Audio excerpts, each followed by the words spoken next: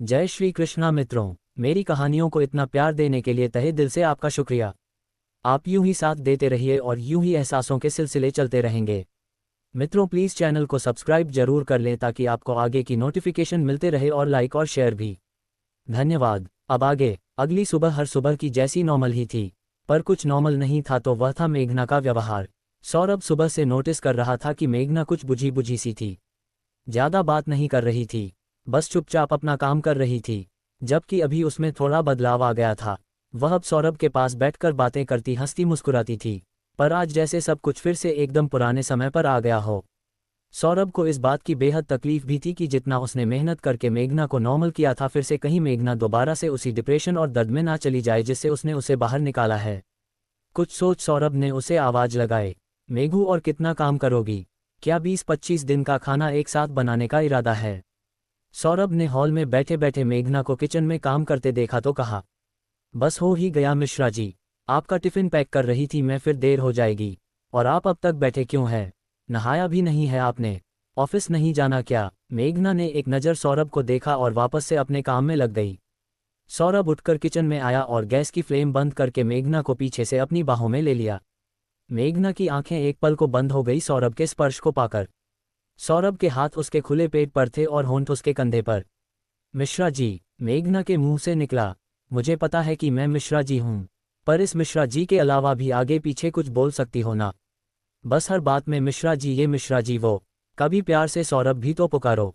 सौरभ ने हल्के रोमांटिक अंदाज में कहा तो मेघना मुस्कुरा उठी। ऑफिस नहीं जाना है क्या आज? मेघना ने उसके हाथों के ऊपर अपने हाथ रख उसे रोकते हुए कहा, क्योंकि उसके हाथों की हरकतें अब बढ़ रही थी और मेघना का दिल बेकाबू हो रहा था। क्या बात है, आजकल ध्यान नहीं है क्या अपने मिश्रा जी पर? कि यह भी याद नहीं है कि आज संडे है? हफ्ते में एक दिन तो मिलता है जब मैं पूरे 24 घंटे अपनी मिश्रा इनके साथ रह सकता हूँ, उसमें भी मुझे भगाने की पड़ी है। इरादे कुछ ठीक नहीं लग रहे तुम्हारे। सौरभ ने उसे छेड़ते हुए कहा तो मेघना एक झटके से उससे दूर हो गई। आंखें फिर से झिलमिला उठी और सौरभ को समझ में आया कि अनजाने में उसने वही बात फिर से दोहरा दी है जो कल रात हुई थी। सॉरी मिश्रा जी, मुझे ध्यान नहीं था, मेघना ने कहा और जैसे ही किचन से निकलने लगी सौरभ ने एकदम से उसका हाथ पकड़ उसे अपने करीब खींच लिया।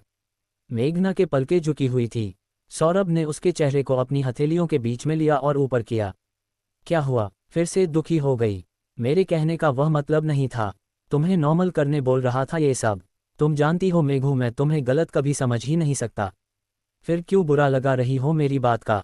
तुम जानती हो ना तुम्हें कितना प्यार करता हूं मैं। मेरे लिए तुमसे बढ़कर कुछ भी नहीं है।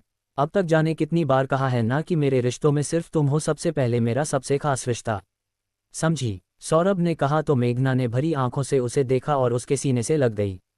सौरभ ने भी अपनी हथेलियां उसकी पीठ पर रख दी। नहीं, आप मुझे कभी गलत नहीं समझते, जानती हूं मैं मिश्रा जी। बस एकदम आपने बोला तो मुझे लगा कि आपको भी तो ऐसा नहीं लगता कि आपके ऑफिस भेजकर मैं। कहते कहते मेघना रुक गई। सौरभ ने उसे खुद से दूर किया और उसकी आंखों में देखा। तुम ऐसा सोच भी कैसे सकती हो मेघू कि मैं तुम पर शक करूंगा? तुम पर मुझे खुद से ज्यादा विश्वास है। मैं समझता हूं तुम्हें, इतना बेवकूफ़ नहीं हूं कि इंसान को ना परख सकूं। जिस इंसान के साथ तुम 1 साल रही उसकी पत्नी बनकर उसके इस दुनिया में ना रहते हुए भी तुम अब तक उसे नहीं भूल पाए हो। अब तक तुम्हारे मन में इस बात की तकलीफ है कि तुम्हें उसे छोड़कर मेरे साथ आगे बढ़ना पड़ रहा है। सौरभ ने कहा तो मेघना ने भरी आंखों से उसे देखा। जब अतीत के प्रति इतनी ईमानदारी है तो मैं तो तुम्हारा वर्तमान हूं, तुम्हारा जीता जागता पति, तुम्हारा आज, तुम्हारा आने वाला कल। तुम मेरे साथ धोखा या बेवफाई कैसे कर सकती हो जबकि तुम अब तक अभिषेक को ही नहीं भूल पाए हो? सौरभ ने कहा तो मेघना की नज़र झुक गई। मैं क्या समझता नहीं हूं कि तुम मेरे साथ आगे क्यों नहीं बढ़ पा रही हो? मेघना खामोश रही, क्योंकि अभी भी तुम्हारे मन में यह बात है कि कहीं तुम मेरे साथ आगे बढ़कर अभिषेक के साथ गलत तो नहीं कर रही। सौरभ ने कहा तो मेघना ने आंखें बड़ी कर उसे देखा। ऐसे बड़ी बड़ी आंखों से देखकर मुझे डराओ मत। जानता हूं तुम्हें तुमसे भी ज्यादा। तुम्हारे मन में यह बात नहीं है तो मना कर दो, और अगर है तो बता दो कि मैं गलत नहीं हूं। सौरभ ने कहा तो मेघना ने वापस गर्दन झुका ली। आप बिना बोले ही सब कुछ कैसे समझ जाते हो मिश्रा जी? मेघना धीमे से बोली तो सौरभ ने उसके गालों पर अपने हाथ रख दिए। कहा था ना कल भी कि तुम्हारी बोली से ज्यादा तुम्हारी आंखें पढ़ लेता हूं, और तुम्हारी आवाज से ज्यादा तुम्हारी खामोशी सुनाई देती है मुझे। जानने लगा हूं तुम्हें, समझने लगा हूं। कुछ अभिषेक ने बताया था और कुछ मैं कोशिश कर रहा हूं। अब इतना कम समय भी तो नहीं हुआ है ना? पूरे 6 महीने हो चुके हैं हमारी शादी को। हाँ, 6 महीने हो गए। मेघना बोली, अब ये बात अलग है कि अब तक मिश्रा इनका प्यार नहीं बरसा है अपने मिश्रा जी पर, और मिश्रा जी यूं ही सूखे सूखे घूम रहे हैं सिर्फ मिश्रा इनके लबों की मिठास के सहारे। सौरभ ने शरारत से उसके होंठों पर अंगूठे से रब करते हुए कहा तो मेघना खिलखिला उठी। आप भी न मिश्रा जी कुछ भी बोलते हो, मैंने कब मना किया आपको, मेघना ने कहा और बाहर जाने लगी तो सौरभ ने उसकी कमर में हाथ लपेट उसे अपने करीब कर लिया। जानता हूं तुमने मना नहीं किया और ना ही तुम कभी मना करोगी, पर मैं चाहता हूं कि इस बार पहल तुम्हारी तरफ से हो, सौरभ ने कहा तो मेघना ने नासमझी थी उसकी तरफ देखा। एक बात की इजाजत मैंने मांगी थी, तुम्हें किस करने की, पर इस बार मेरी तरफ कदम तुम्हें बढ़ाने होंगे और वह भी तब जब तुम्हारे मन में कोई गिल्ट न रहे, जब तुम्हारे मन पर यह बोझ ना हो कि तुम अभिषेक के साथ गलत कर रही हो मेरे करीब आकर, और उस दिन तुम सहज होगी मेरे साथ और उस दिन मैं तुम्हें और तुम मुझे पूरे दिल से अपना बना लेंगे। उस दिन तुम पूरे मन से मुझे अपना मानेगी, अपना पति मनोगी, और जिस दिन तुम्हें लगेगा कि मुझ पर तुम्हारा अधिकार है और तुम पर सिर्फ मेरा, उस दिन तुम खुशी खुशी मुझे अपना लोगी। मिश्रा जी लेकिन, उद्धरण चिन्ह, और तब तक मैं इंतजार करूंगा मेघू, चाहे कितना भी समय लगे, कहा था ना मैं इंतजार करूंगा उस दिन का जब तुम पूरी तरीके से मेरी हो जाओगी, जब तुम्हारा दिल इस बात को मानने लगेगा कि हमारा रिश्ता कहीं से गलत नहीं है, हम दोनों पति पत्नी हैं और हम एक दूसरे के साथ सहज तरीके से रह सकते हैं, जब तुम्हारे मन में कोई बोझ नहीं होगा, जब तुम्हारे दिल पर कोई गिल्ट नहीं होगा, और जब तुम्हारे दिल में सिर्फ और सिर्फ एक ही बात होगी कि मैं तुम्हारा पति हूं और तुम मुझे बेइंतहा मोहब्बत करती हो जैसे कि मैं तुम्हें करता हूं, उस दिन हम दोनों हमेशा के लिए एक हो जाएंगे, सौरभ ने उसकी आंखों में देखते हुए कहा तो मेघना बस देखते रह गई। अब इतना भी सोचने की जरूरत नहीं है, चलो जल्दी से रेडी हो जाओ, बाहर चलते हैं, वैसे भी मूड ऑफ है और अभी छुट्टी वाले दिन मैं यहाँ पर रहकर और दिमाग खराब नहीं करना चाहता, तो हम चलते हैं। कहाँ जाने वाले हैं मिश्रा जी हम, मेघना ने कहा, महाबलेश्वर होकर आते हैं, एक आज की छुट्टी है, एक कल की छुट्टी ले लूंगा, और जब वापस आऊंगा तब तक उम्मीद करता हूं कि वो यहाँ से चले जाएंगे, सौरभ ने कहा और किचन से बाहर निकलने लगा तो मेघना ने उसकी हथेली पकड़ ली। सौरभ ने पलटकर उसकी तरह देखा, आप वाकई में चाहते हो मिश्रा जी कि वह लोग यहाँ से चल जाए? मेरा मतलब है आपके भाई है वह, मेघना ने धीमे से कहा। भाई है जानता हूँ, इसलिए अब तक खामोश था, पर भाई है इसका मतलब यह नहीं कि हर सही गलत बात उनकी एक्सेप्ट कर लूँ। इस बार गलती बड़ी है, उन्होंने बड़ी गलती की है इस बार, वह भी बहुत बड़ी गलती। दुनिया में किसी को अधिकार नहीं है किसी दूसरे को चरित्र प्रमाण पत्र देने का, न जाने क्यों लेकिन समाज में ये चलता आ रहा है कि हमेशा महिलाओं के चरित्र पर उंगली उठाते समय पुरुष एक बार भी नहीं सोचते, खुद चाहे कितनी भी गलतियां करते रहें पर हमेशा औरतों के चरित्र को एकदम पाक साफ चाहते हैं। लड़के खुद शादी के पहले चाहे कितनी भी लड़कियों के साथ संबंध बना चुके हों, पर जब खुद की शादी की बात आती है तो उन्हें वजन लड़की चाहिए, एकदम अनछुई, जिसका किसी के साथ कभी कोई शारीरिक तो छोड़ो भावनात्मक या किसी भी तरह का संबंध नहीं रहा हो। खुद गलत काम करते रहते हैं पर खुद की पत्नी एकदम सती सावित्री चाहिए हर किसी को, ऐसी पतिव्रता स्त्री जिसके चरित्र पर कोई दाग ना हो, खुद का भले तीसरा विवाह हो पर पत्नी कुंवारी होनी चाहिए। और सबसे बड़ी बात कि चलो अगर गलती है तो आपने कह दिया, रोक लिया, समझा दिया, पर जब गलती ही नहीं है फिर आप इस तरीके से किसी को सिर्फ दबाने के लिए उसके चरित्र पर उंगली कैसे उठा सकते हो? सौरभ ने कहा और मेघना बस उसे बिना बोले सुनती रही। आज सौरभ की बातों ने उसे और उसके करीब ला दिया था। ये हमेशा से देखा है कि जब भी औरतों को दबाना होता है तो समाज उनके चरित्र को लेकर बातें करना शुरू कर देता है, और जब बात चरित्र की आती है तो लड़की खुद का खुद चुप हो जाती है, क्योंकि वह जानती है कि आखिर में उंगली उसी की तरफ उठेगी। और मुझे नहीं पसंद इस तरह के लोग और ना ही ऐसा समाज। सौरभ के चेहरे पर हल्का तनाव आ गया। मिश्रा जी जाने दीजिए। नहीं जाने दे सकता मेघू, ऋषि भैया ने वही रास्ता अपनाया है, उनकी खुद की गलती थी, सबके सामने खुद की बातें आ गई, उनका चरित्र सबके सामने साफ हो गया, उनके बारे में सब कोई जान गया, तो उन्होंने खुद को सही साबित करने तुम्हारे चरित्र पर कीचड़ उछालने की कोशिश की ताकि उनके ऊपर जो दाग लगा है वह हल्का हो सके और सबका ध्यान तुम पर चला जाए। मेघना की आंखें बड़ी हो गई क्योंकि इस तरह तो उसने सोचा ही नहीं था। साथ ही साथ इसके जरिए वह बदला भी लेना चाहते थे इस बात का कि उन्हें लगता है कि तुम्हारे कारण भाभी को पता चला, जबकि यह सच्चाई नहीं है, और पता चल भी जाए तो बदला लेना तो कोई हल नहीं है ना। अगर कुछ गलत है तो हम भाभी को बताएंगे ही ना, पर इसका मतलब यह नहीं है कि वह अब हमसे बदला लेने लगे। और सबसे बड़ा कारण है जो मुझे समझ में आता है वह यह है कि वह तुम्हें और मुझे इस घर से निकलना चाहते थे इस बात का मुद्दा बनाकर, पर उन्हें यह पता ही नहीं था कि इस घर से मुझे मेरे अलावा कोई नहीं निकाल सकता। सौरभ ने कहा तो मेघना उसके पास आ गई और उसके हाथ को थाम लिया। उन्होंने क्या कहा क्या नहीं कहा वह सब कुछ मैं भूल जाना चाहती हूँ मिश्रा जी। क्योंकि मेरे लिए आज के समय में सबसे महत्वपूर्ण इंसान है वह आप है। और मुझे इस बात की बहुत ही खुशी है और साथ ही साथ अभिमान भी कि आप मेरे पति हैं, जो न सिर्फ मेरे लिए बल्कि सभी लड़कियों के सम्मान के बारे में इतना सोचते हैं। आज मुझे वाकई में अपनी किस्मत पर गर्व होता है, और साथ ही साथ अभिषेक की चॉइस पर भी। उन्होंने आपको मेरे लिए चुनकर मुझ पर बहुत बड़ा उपकार किया है, मेघना बोली और फिर मुस्कुराती हुई कमरे में चली गई तैयार होने के लिए। सौरभ ने आज उसके मन से सारी नेगेटिविटी निकाल दी थी। रूम में जाकर मेघना ने गहरी सांस ली। वाकई में आज मन बहुत उदास था। कल जो इतनी बातें हुई कि एकदम मन खराब हो गया। पर आप कमाल हो मिश्रा जी, इतने अजीब कैसे हो आप। मेरे मन से हर बात निकाल दी आपने अपनी बातों से और साथ ही साथ मुझे यह एहसास दिला दिया कि मेरा स्थान आपके जीवन में कितना महत्वपूर्ण है, कितना सम्मान करते हो आप मेरा, आप मुझे प्यार करते हैं। ये तो मैं जानती थी पर आज इस बात का भी यकीन हो गया कि आपके दिल में मेरे लिए बहुत रिस्पेक्ट है। आपके साथ मैं हमेशा सुरक्षित हूँ। आप हमेशा मेरे मान सम्मान का ख्याल रखोगे, मेरी खुशियों का ख्याल रखोगे। मैं बहुत किस्मत वाली हूँ मिश्रा जी जो आप मेरे जीवन में आए। मेघना तैयार होते होते बोले जा रही थी। अरे बाबा तुम तो तैयार भी हो गई और मैं तो अब तक नहाया भी नहीं हूँ। तो जाए ना जल्दी वरना मैं अकेली चली जाऊंगी महाबलेश्वर, गाड़ी लेकर फिर आप आइएगा पीछे से टैक्सी से। मेघना ने हंसते हुए कहा। ना बाबा मिश्राइन तो मिश्रा जी के साथ ही जाएगी। सौरभ ने टॉवल उठाए और बाथरूम की तरफ जाने लगा। दोनों तैयार होकर हॉल से बाहर निकले ही थे कि तभी रश्मि आ गई। सौरभ ने रश्मि को देखा तो गाड़ी की चाबी उठाए और सीढ़ियों की तरह बढ़ने लगा। मेघू आ जाओ जल्दी, देर हो रही है। प्लीज सौरभ मेरी बात सुनो, रश्मि ने कहा तो सौरभ के कदम रुक गए। रश्मि ने मेघना का हाथ पकड़ लिया। प्लीज मेघना अब तुम ही समझाओ ना, इसे इस तरीके से ना करें। ठीक है, दोनों भाइयों के बीच कहाँ सुनी हो गई, झगड़ा हो गया, पर इसका मतलब ये तो नहीं कि यह हम लोगों को घर से बाहर ही निकाल दे। कहाँ जाएंगे हम लोग, मेरे पास छोटा बच्चा है, कैसे संभालूंगी मैं तुम सबके बिना। और फिर इधर सौरभ जिद पर अड़ा है तो उधर ऋषि भी जिद पर हैं। उनका कहना है कि अगर घर से निकला तो प्रिंटिंग प्रेस भी छोड़ देंगे, कोई मतलब नहीं रखेंगे, ना ही इस घर से ना ही प्रिंटिंग प्रेस से।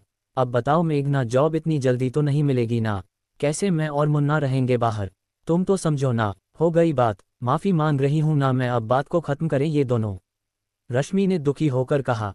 मेघना ने सौरभ की तरफ देखा तो सौरभ ने गहरी सांस ली।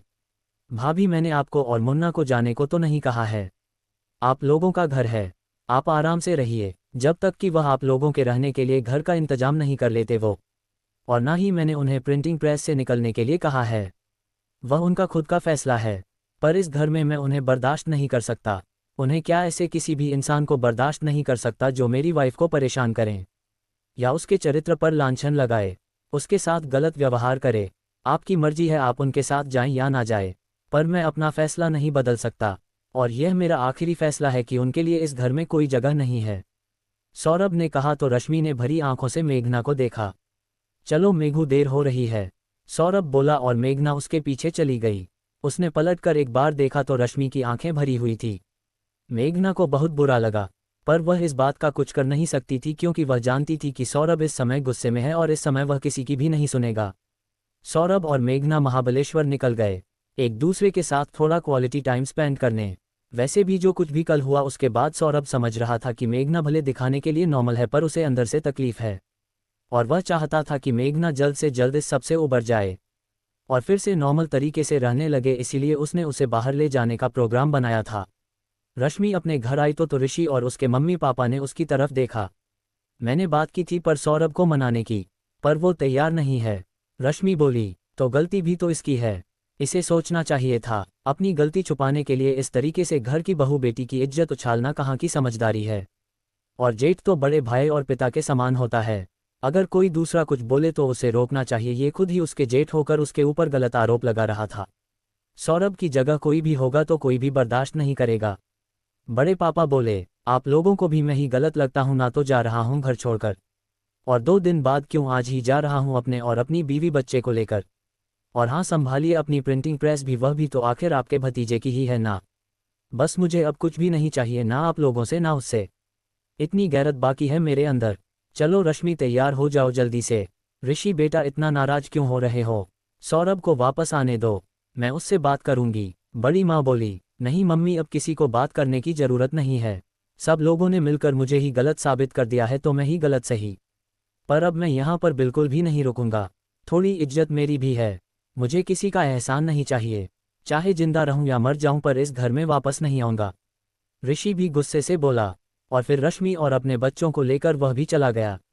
उनके जाते से ही कंचन भी निकल गई, क्योंकि जब उसकी दीदी और जीजा जी नहीं थी तो उसका इस घर में रहने का कोई मतलब नहीं था। सौरभ और मेघना महाबलेश्वर पहुंचे और जिस रिसोर्ट में सौरभ ने बुकिंग कराई थी वो वहां पहुंचे तो देखा कि वहां पर सौरभ के 2 फ्रेंड्स और अपनी अपनी फैमिली के साथ आए हुए थे। सौरभ की खुशी का तो ठिकाना ही नहीं रहा उन लोगों से मिलने के बाद, तो वह लोग भी सौरभ को इतने सालों बाद देखकर बेहद खुश थे। हालांकि उन लोगों की आपस में फ़ोन पर बातचीत होती रहती थी, पर इस तरीके से अचानक से मुलाकात होगी इस बात का उन्हें अंदाजा नहीं था। वह दोनों फ्रेंड्स पुणे रहते थे और एक साथ अपनी फैमिली के साथ आए थे, तो वही सौरभ मुंबई से आया था, इसलिए उन लोगों को एक दूसरे के आने के बारे में कुछ भी नहीं पता था। ये तो बड़ा वाला सरप्राइज हो गया यार, तुम्हारे साथ साथ भाभी से भी मिलना हो गया, वरना हम लोग तो बस प्लान ही बनाते रह जाते हैं, पर काम में ऐसे उलझे रहते हैं कि निकलना ही नहीं होता। सौरभ का दोस्त मयूर बोला, हाँ यार, बड़ा अच्छा लगा आज तुम लोगों से मिलकर, और हमें तो बिल्कुल भी अंदाजा नहीं था कि तुम भी यहाँ आ रहे होंगे। दूसरा दोस्त हर्षित बेहद खुशी से बोला, तो इसमें गलती तो आप लोगों की ही है ना, आप लोग आपस में बात करके अभी तक प्लान बना सकते थे ना। हर्षित की वाइफ शिकायत करते हुए बोली तो सब लोग मुस्कुरा उठे। वैसे बात तुम सही कह रही हो, हम लोग अगर बात करके प्लान बना लेते तो सफ़र भी एक साथ हो जाता, पर कोई न सफ़र में साथ नहीं थे तो क्या हुआ, मंजिल में तो साथ है। अब हम लोग यहाँ पर अच्छे से टाइम स्पेंड करेंगे एक दूसरे के साथ, मयूर ने कहा, और फिर सब अपना अपना सामान लेकर अपने अपने रूम में चले गए, थोड़ी देर बाद बाहर मिलने के वादे के साथ। ये वही दोस्त है न तुम्हारा जो कनाडा चला गया था और वापस आकर जिसने तुम्हारे दूसरे दोस्त अभिषेक की वाइफ के साथ शादी की। रूम में आते ही हर्षित की वाइफ ने कहा, हाँ, पर याद रहे मेघना के सामने ऐसी कोई बात मत करना कि वो हट हो, सब किस्मत के खेल है। अभिषेक का इतनी कम उम्र में जाना और मेघना के लिए इतना सोचना बहुत बड़ी बात है। हर्षित बैग अनपैक करते हुए बोला। उधर मयूर के रूम में भी यही बातें हो रही थी, अभिषेक के साथ साथ ही सौरभ की पहल भी कहीं से कम नहीं। मयूर की वाइफ ने कहा, हाँ, पर ध्यान रहे कोई ऐसी बात ना हो कि सौरभ या मेघना असहज हो। मयूर ने समझाया, डोंट वरी। उधर अपने रूम में पहुंचे तो मेघना ने खिड़की से कर्टन हटाए और महाबलेश्वर की खूबसूरती को निहारने लगी, तो वही सौरभ उसके मुस्कुराते हुए चेहरे को देख सुकून का अनुभव कर रहा था। उसको लगा कि मेघना को यहाँ लाना सफल हुआ, क्योंकि मेघना यहाँ आकर पुरानी बातों को शायद भूल गई थी और अच्छा महसूस कर रही थी। इतना खूबसूरत है ना मिश्रा जी यह व्यू, मेघना ने विंडो से बाहर देखते हुए कहा कि तभी सौरभ उसके पास आकर खड़ा हो गया और उसके हाथों को अपने हाथों में थाम लिया। बहुत खूबसूरत है, पर मेरी मेघू को से ज्यादा नहीं, सौरभ ने कहा तो मेघना ने मुस्कुराकर उसकी तरफ देखा। सच कहूं मिश्रा जी, तो मैंने सोचा भी नहीं था कि आप ऐसे होंगे। क्यों नहीं सोचा था तुमने? सौरभ उसकी तरफ देखते हुए पूछा। जब आपके घर आई थी तब आप एकदम संजीदा, हर कुछ कम शब्दों में कहना और एकदम सीरियस से थे। ऐसा लगता था कोई बहुत ही शांत, बहुत ही जिम्मेदार इंसान है जो कि बहुत ही सोच समझकर बोलता है, जिसके सामने कुछ भी कहने से पहले मुझे भी 10 बार सोचना होगा। आपको जाना समझा तब समझ में आया कि आप तो परफेक्ट कॉम्बिनेशन हो, एक हंसमुख रोमांटिक हस्बैंड और एक बहुत ही संजीदा और समझदार जीवनसाथी के। मेघना ने उसके गले में अपनी बाहें लपेटकर उसकी आंखों में देखा। हाँ, सो तो हूँ और मुझे पूरा विश्वास है कि मेघू को अपने मिश्रा जी का ये गुण पसंद आया होगा, सौरभ ने कहा तो मेघना मुस्कुरा उठी। तुम खुश हो? सौरभ ने उसके गाल से हाथ लगाकर पूछा। जी मिश्रा जी, मयूर और हर्षित मेरे साथ ही अभिषेक के भी फ्रेंड थे, वो सब जानते हैं, तो अगर गलती से कोई बात बोल दे तो दिल पर मत लेना। वैसे मैं जानता हूँ मेरे दोस्त जानकार तुम्हें हर्ट नहीं करेंगे। जी, मेघना बोली तभी दरवाजे पर दस्तक हुई। अरे सौरभ, अब क्या रूम के अंदर ही बैठे रहोगे? आओ ना, कितना टाइम लगेगा, हम लोग कब से वेट कर रहे हैं। हर्षित की आवाज़ आई तो सौरभ ने मेघना की तरफ देखा। चलिए, आपके दोस्त बुला रहे हैं, मेघना बोली। पर मैं तो अपनी में वाइफ के साथ टाइम स्पेंड करने आया था, सौरभ ने रोमांटिक अंदाज में उसके गाल पर चुंबन लेकर कहा। कोई बात नहीं मिश्रा, मेरे साथ तो रोज ही रहते हो, इतने दिनों बाद आपके फ्रेंड्स मिले हैं तो उनके साथ एंजॉय कर लीजिए, तुम्हें बुरा तो नहीं लगेगा? सौरभ ने उसकी आंखों में देखा। नहीं, बिल्कुल भी नहीं, चलिए चलते हैं, मेघना ने कहा, और फिर दोनों लोग बाहर आ गए जहां पर सौरभ के दोनों दोस्त और उनकी पत्नियां इंतजार कर थे। क्रमशः डॉक्टर शैलजा श्रीवास्तव,